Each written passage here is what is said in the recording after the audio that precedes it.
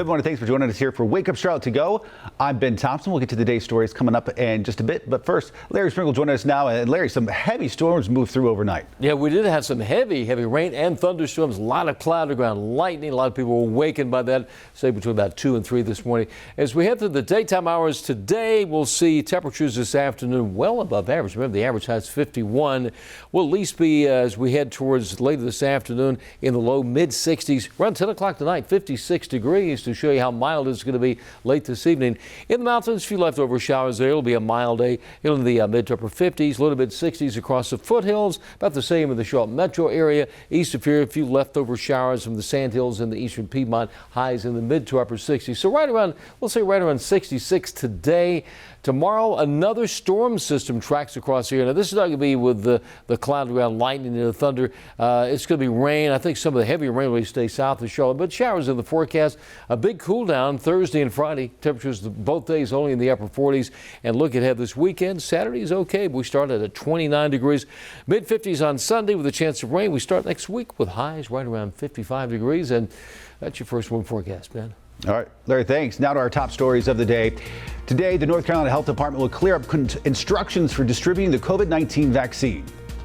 Good morning. I'm Billie Jean Shaw in South Charlotte. Later today, North Carolina health officials plan on discussing a detailed plan to roll out vaccine doses. You know, there is a limited number of supplies, so there are a limited number of appointments in a lot of counties. In some counties, they're not accepting appointments anymore because they just don't have the doses. According to the state, they only have 120,000 doses to allocate for vaccines across the entire state.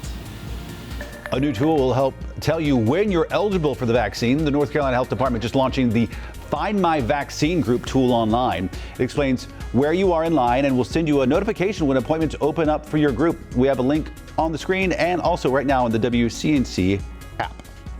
Today, CMS Board of Ed will once again talk about when they could bring students back to the classroom.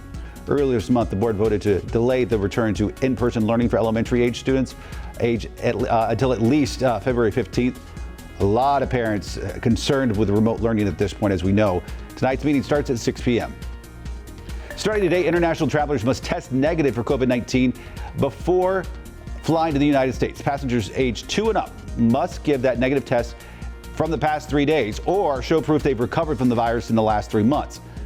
Canada and the UK already have the requirement.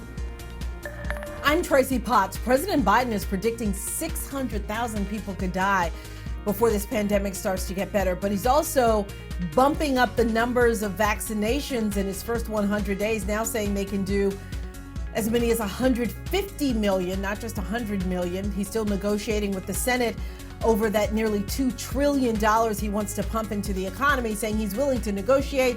Republicans say it just costs too much. And the latest on impeachment, Democrats have now picked one of their own to preside over the trial. Republicans say that's not fair for the same person to preside over the trial and vote. Time now to connect the dots when we make the news make sense. The Biden administration cracking down on the spread of COVID-19 here in the U.S. The president just implementing new travel restrictions for more than 24 countries. And anyone else coming into the U.S., the rules are still strict and could get even stricter with vaccines. Now that coronavirus testing is required for any traveler returning to the U.S. from abroad, will vaccines be far behind? Let's connect the dots. Until coronavirus vaccines become readily available, testing will be a necessary part of travel. But what about when vaccines are available? Experts say it will be unlikely a coronavirus shot will be required for domestic travel. But if you're traveling internationally, it might be a different story. Qantas Airlines out of Australia has already announced it will require passengers to get a coronavirus vaccine. Korean Air says they're thinking about it as well. Some countries already require specific vaccinations before you can enter. So how will you provide proof that you've been vaccinated? In some countries, you have a card that you can show upon entry. Experts predict something similar can be done for coronavirus. But the much more likely solution will be an app that stores proof of your vaccination. A few are already being tested. And that is connecting the dots.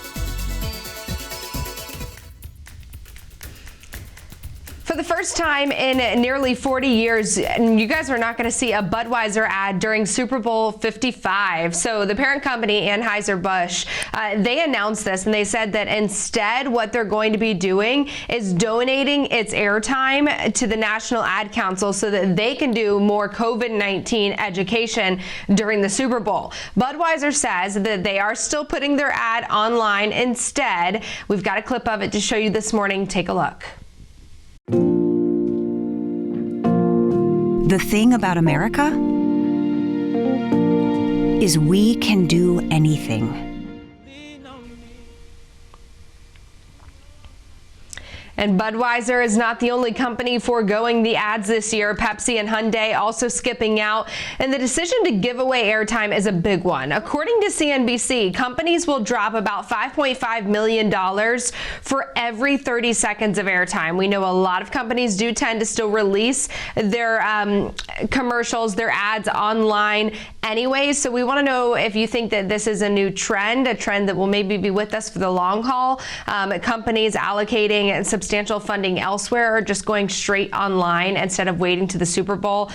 Use our hashtag WakeUpCLT. Leave us a comment below to join the conversation on this. Ben, I'll send it back to you. Rachel, thanks. And be sure to join us every single weekday morning at 4:30 a.m. on Wake Up Charlotte on WCNC Charlotte. Have a great day, everybody.